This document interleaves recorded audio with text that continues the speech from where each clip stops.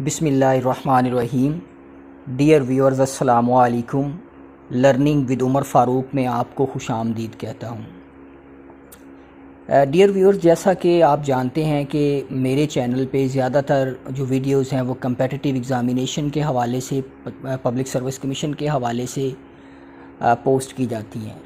तो अभी recently Punjab public service commission ने अपनी एक पॉलिसी को लॉन्च किया है, जिस पॉलिसी को उन्होंने क्लबिंग एग्ज़ाम का नाम दिया है। तो इस वीडियो में हम पर्टिकुलरली इस पॉलिसी के हवाले से बात करेंगे कि ये पॉलिसी क्या है और पब्लिक सर्विस कमीशन को इसकी क्या ज़रूरत पेश आई है इस तरह से करने की। अगर आप वीडियो के एंड तक बने रहेंगे तो आपको वो सारी निटी ग्रिटी थिंग्स जो इस पॉलिसी के मुतालिक हैं वो आपको पता चल जाएगा। तो इस वीडियो में एक्चुअली हम डिस्कस करेंगे पंजाब पब्लिक सर्विस कमीशन की new clubbing exam interview policy. इसमें हम डिस्कस करेंगे कि फ़ी क्या होगी क्लब पोस्ट की, एज क्या होगी क्लब पोस्ट की, टेस्ट किस तरह से लिया जाएगा इन क्लब पोस्ट का, और फिर इंटरव्यू के ऊपर बात करेंगे। आज जैसा कि आप नाम से ज़ाहिर है, आपको नाम से इस बात का अंदाज़ा हो रहा है कि मुख्तलिफ़ पोस्ट जो हैं, मुख्तलिफ़ डिपार्टमेंट्स की जो पोस्ट हैं जिनकी नेचर एक जैसी होगी, जिनका सिलेबस एक जैसा होगा, उनको कुछ इकट्ठा किया गया है। अब वो किस तरह से इकट्ठा किया गया है उस पर हम बात करेंगे। तो हाल ही में पंजाब पब्लिक सर्विस कमीशन के एक फुल कमीशन मेंबर्स की एक मीटिंग हुई है, जिस मीटिंग में उन्होंने इस बात को डिस्कस किया है कि रोज़ बरोज़ पब्लिक सर्विस कमीशन के ऊपर जो टेस्ट का बर्डन है वो बढ़ता जा रहा है। तो इसीलिए क्यों ना टेस्ट को क्लब कर दिया जाए, यानी कि वो सारी पोस्ट जिनकी नेचर एक तरह की है, वो ख़ास डिफरेंट डिपार्टमेंट्स में फॉल करती हैं, उनको इकट्ठा कर दिया जाए। तो ये अभी उन्होंने एक 2016 का जो उनको रेगुलेशंस थे, रूल्स एंड रेगुलेशंस थे, उनके अंदर अमेंड किया है। तो वो क्या है, वो आपके सामने एक चार्ट भी आ रहा है, क्लबिंग ऑफ एग्ज़ामिनेशंस और टेस्ट। इसमें पब्लिक सर्विस कमीशन ने इस बात को कहा है, जैसा कि अभी मैंने आपसे ज़िक्र किया है, कि large number of candidates apply करते हैं पब्लिक सर्विस कमीशन में डिफरेंट पोस्ट के लिए। तो फुल कमीशन ने अपनी एक पॉलिसी को इंट्रोड्यूस करवाया है टेस्ट के हवाले से। पब्लिक सर्विस कमीशन 2016 के मैनुअल डिसीजंस जो हैं उनके अंदर कुछ अमेंडमेंट की है उनकी। वो किस तरह की अमेंडमेंट है? Number A, the post may have different or similar nomenclature but should have similar content syllabus for test examination।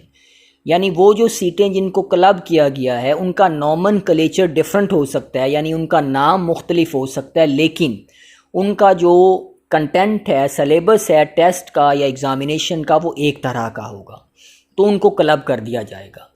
Number 2, B के ऊपर, if a candidate is declared as successful in such combined test examination, he or she will be considered to have succeeded in the test examination for all posts combined in that particular test examination for which he applied.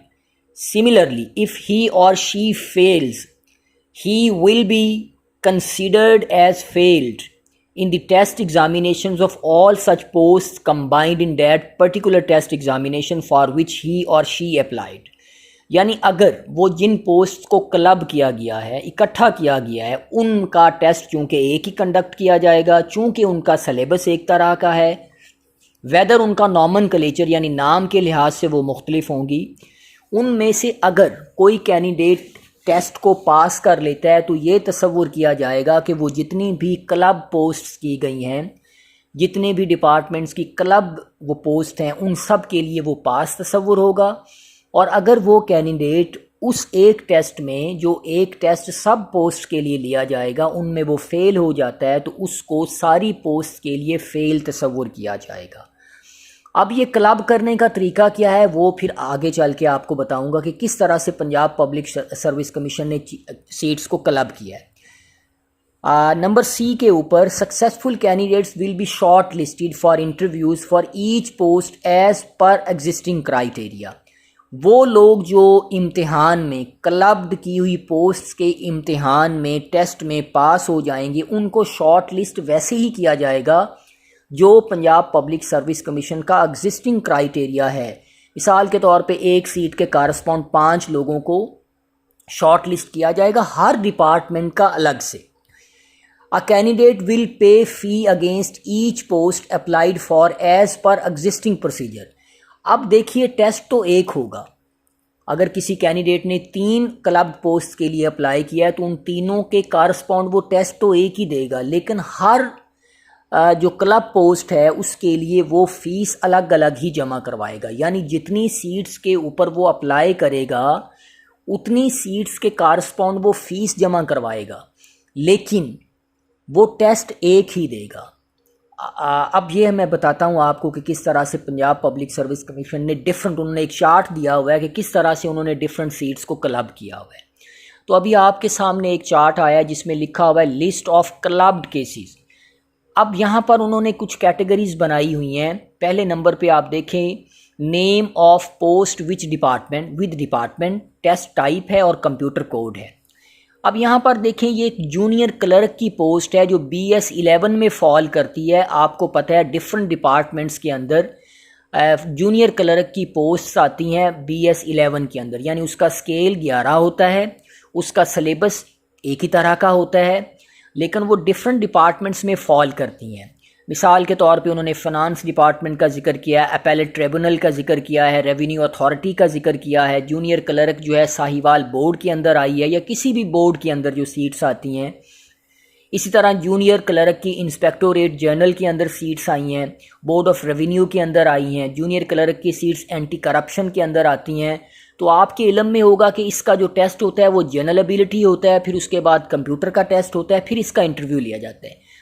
यानी ये जो junior clerk की seats हैं different departments के अंदर जिनका syllabus एक तरह का होगा, यानी जनरल एबिलिटी से मुराद है कि जनरल नॉलेज का टेस्ट होगा और उसके बाद फिर वो जो कंप्यूटर प्रोफिशिएंसी का टेस्ट होता है वो होगा और फिर इंटरव्यू के अंदर होगा।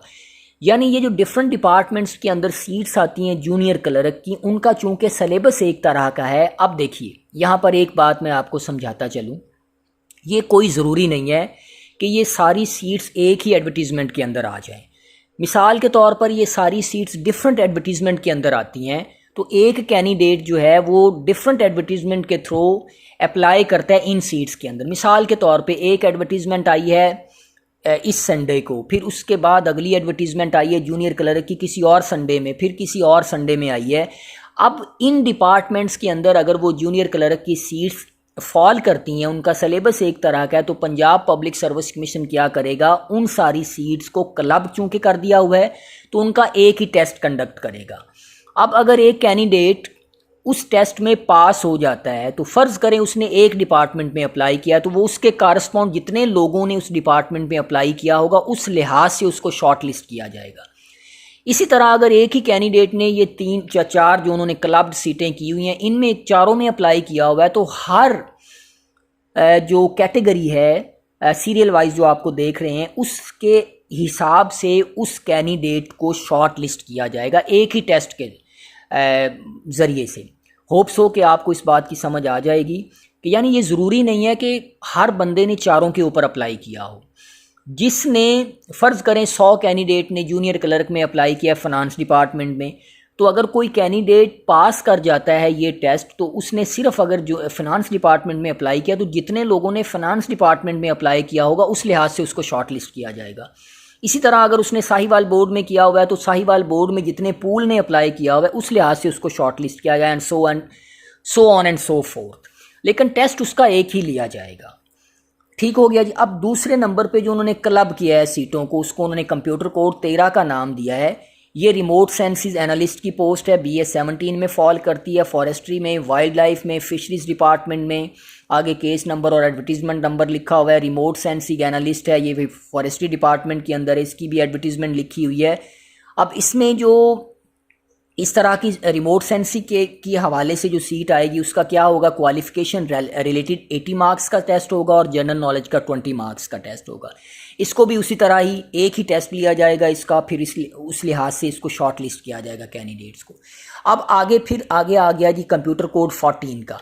अब इसमें उन्होंने जिन चीज़ों को किया है, क्लब किया है, उसमें जूनियर क्लर्क एंटी करप्शन के अंदर है, सर्विसेज एंड जनरल एडमिनिस्ट्रेशन है, उसके बाद junior clerk anti corruption establishment Faisalabad का है, junior clerk anti corruption establishment Punjab का सरगोदा के अंदर है, इसमें जनरल नॉलेज 60% का होगा और MS ऑफिस 40% का लिया जाएगा। इसमें यानी जो सिलेबस का क्राइटेरिया रखा हुआ है इस जूनियर क्लर्क की सीट्स में, वो जनरल नॉलेज 60% का और जो MS ऑफिस है वो 40% का रखा हुआ है। अब इसमें अगला जो है 15 जिसको कंप्यूटर कोड का नाम दिया, उसमें असिस्टेंट की पोस्ट है जो BS 16 में होती हैं, उसका एक ही टेस्ट होगा 100 नंबर का। असिस्टेंट साहिवाल बोर्ड में या किसी भी बोर्ड के अंदर जो आती हैं सीटें, या डिफरेंट डिपार्टमेंट्स में जो असिस्टेंट की सीट्स आती हैं ग्रेड 16 के अंदर जो फॉल करती हैं, हेड क्लर्क भी कहते हैं कई डिपार्टमेंट्स के अंदर। इसके बाद इंस्पेक्टर कोऑपरेटिव सोसाइटीज़ है, ऑडिटर है, जूनियर इंस्ट्रक्टर है कोऑपरेटिव डिपार्टमेंट्स के अंदर, रिसर्च असिस्टेंट है, अंडर बिल्डिंग रिसर्च स्टेशन है, एडमन असिस्टेंट है पंजाब एग्जामिनेशन कमीशन के अंदर है, मॉनिटरिंग एवेल्यूएशन असिस्टेंट है, फील्ड कोऑर्डिनेटर है, असिस्टेंट है BISC DG खान में या किसी भी बोर्ड में जो असिस्टेंट की सीट आएगी, वो चूँकि उसकी जनरल एबिलिटी यानी एक ही टेस्ट होगा 100 नंबर का। असिस्टेंट है बोर्ड ऑफ रेवेन्यू में, यानी जितनी भी असिस्टेंट की पोस्ट होंगी वो चूँकि एक हेड क्लर्क के तौर पे काम करता है, या जिनका जो जनरल एबिलिटी का सिलेबस एक तरह का है 100 नंबर का एक ही तरह का होता है, जिस तरह से इंस्पेक्टोरेट कोऑपरेटिव सोसाइटीज़ के अंदर इंस्पेक्टर की सीट्स आती हैं, तो उसमें उन सारे लोगों का जो टेस्ट है वो एक ही लिया जाएगा। इसी तरह कंप्यूटर कोड 16 को अगर आप देखें तो रिसर्च एसोसिएट है पॉपुलेशन वेलफेयर के अंदर, डिप्टी सेक्रेटरी है, डिप्टी कंट्रोलर ऑफ एग्जामिनेशन है BISC साहिवाल में, इंस्ट्रक्टर है BS 17 में, Punjab institute of management and professional development जिसको PIMPD कहते हैं, असिस्टेंट डायरेक्टर है, डिप्टी डायरेक्टर है, assistant director service centre operations है जिसको लंपसम पे के अंदर उन्होंने एडवर्टाइज़ किया था, assistant director citizen feedback and complaint redressal cell है। इसके बाद 8 से लेके 17 तक जो डिफरेंट डिपार्टमेंट्स आपके सामने आ रहे हैं, इन सब का जो है एक ही क्लब करके टेस्ट लिया जाएगा। उसके बाद मेडिकल जो MBBS है उनकी जो डिफरेंट सीट्स आती हैं उनको भी क्लब किया गया है, जो मेडिकल रिलेटेड जो टेस्ट होते हैं, जिस तरह मेडिकल ऑफिसर्स है जिसको MO कहते हैं, वुमेन मेडिकल ऑफिसर है। इसके बाद मेडिकल ऑफिसर पॉपुलेशन वेलफेयर में आते हैं जिनकी क्वालिफ़िकेशन MBBS होती है या FCPS होती है या MCPS होती है, डिपेंडिंग अपॉन कि जो मेडिकल की क्वालिफ़िकेशन होती है। मेडिकल ऑफिसर्स है, असिस्टेंट डायरेक्टर है, deputy director population welfare officer है, इस तरह की जो सीट्स हैं उनको क्लब किया गया है। अच्छा, अब यहाँ पर एक और चीज़ जो क्लियर हो जाएगी नेक्स्ट जो एड्स आएंगी पब्लिक सर्विस कमीशन की, कि पब्लिक सर्विस कमीशन अपनी 3-4 एड्स के बाद नए सिरे से इश्तिहार भी दे सकता है कि इन सीट्स को या इन एडवर्टीज़मेंट को हमने क्लब कर दिया हुआ है। अब देखिए यहाँ पर काफ़ी चीज़ों को, काफ़ी एडवर्टीज़मेंट को या काफ़ी पोस्ट्स को उन्होंने बता दिया हुआ है कि ये जो जितनी भी पोस्ट्स हैं इनके कारस्पॉन्ड जब भी एडवर्टीज़मेंट एग्जिस्ट करेगी या एडवर्टीज़मेंट आएगी तो उनको क्लब समझा जाएगा।